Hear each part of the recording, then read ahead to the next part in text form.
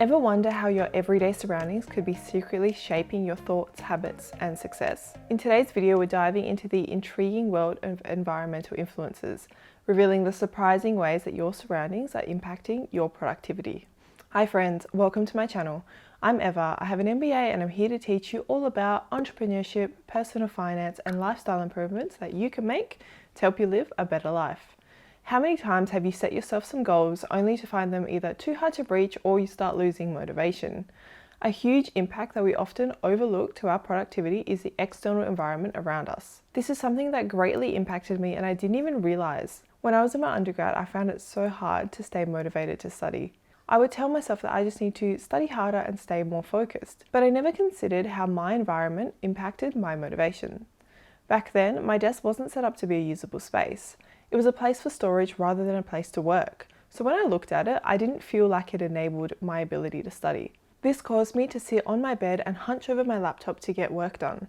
As you can imagine, it wasn't very comfortable and therefore it didn't really give me the desire to study. Once I cleaned off my desk and created a usable place to study, I found that my motivation levels to study just magically changed. I had my computer, my notebook, textbooks, stationery all set up on the desk ready to go, so that anytime I wanted to study, I could just go over to this space without having to rework it each time. This caused me to actually want to study because my environment was set up to enable my studying habits. Now let's go over some changes that you can make to your environment to make you more productive. The most beneficial thing that I think you can do is to create a dedicated space. Studies show that dedicated workspaces reduce distractions and help you focus. If you work to reduce frictions in your environment, then you'll be more likely to want to work on your goals as it'll be easier to start.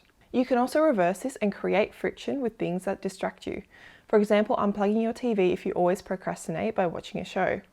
This is especially true if you're working from home where you have so many distractions around you and you need to stay focused. If you don't have a dedicated workspace and you're working in the areas that you normally would relax in, you'll likely feel not very motivated to do anything productive because your body is used to relaxing in those spaces. So whether you're trying to improve your productivity for work, study, or a side project, it'll be much easier to stay on track once you've created yourself a dedicated workspace to work in.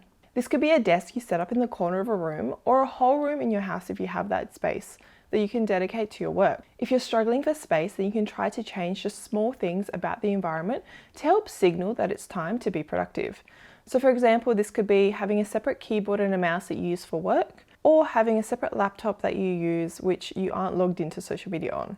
However small your environmental changes are, make sure that your brain recognizes them as signals for it being time to be productive. Over time, you'll build new habits where you'll start to automatically feel the need to be productive in this dedicated space. So eventually you won't get as much of a temptation to procrastinate or get distracted by something else. However, if you're still getting distracted, then make sure you limit your distractions by setting your phone to silent or by using a productivity app. Something that I frequently like to use is an app called Forest. This lets you set a certain amount of time, for example 30 minutes, to grow a virtual tree. If you like to use another app on your phone during those 30 minutes, then your growth stops and you'll be redirected back to the Forest app. This helps to incentivize you to stay off your phone as you'll learn that you won't actually be able to use any of the apps even if you try. A bonus is that after a while you can see this little forest start to grow. This is a great way to visualize your progress and help you stay on track. Now, if you like visual cues, then you should focus on keeping your goals clearly visible. A great way to do this is to create a vision board. Think about what goals you have. Maybe it's to create a side hustle or become better at painting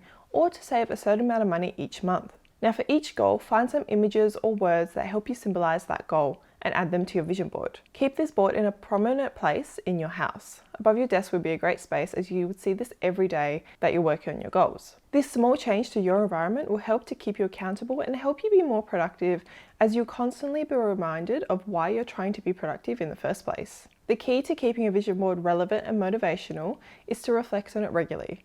Something you can do is set a time each day or each week or each month where you look at the board and decide whether you're going to add or remove something.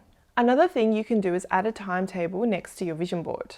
A timetable isn't just a device where you write down when you're going to work, but it's also a place to figure out when that work will fit into the rest of your life. If you decide, for example, that you're going to start a side hustle selling ceramics, then you won't just magically have the time to start working on it. You need to figure out when you're going to fit that into your life each week so that it's sustainable and you don't burn yourself out.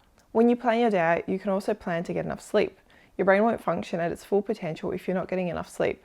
so planning to get the full 8 hours will go a long way to help boost your productivity. Creating a weekly timetable can also help to make productivity a habit. Think about what other habits you do and then use habit stacking to attach time to work on your goals. If you don't know what habit stacking is, head over to my linked video about how to build better habits and actually stick with them. Once you've set up your working space, I'd recommend optimizing the rest of your house to accommodate your new goals. We now know that dedicated workspaces reduce distractions and help you focus, but now you can think about how the rest of the space in your house will influence your behaviors and whether those influences are positive or negative. For example, say you're trying to be healthier, you could organize your fridge with all the healthy foods at the front, and you could put water bottles around your house to help increase your hydration. Or if you're trying to start a side hustle but you know that you'll get distracted playing video games, then you can put away the console or let a friend borrow your favorite games, making it harder to access.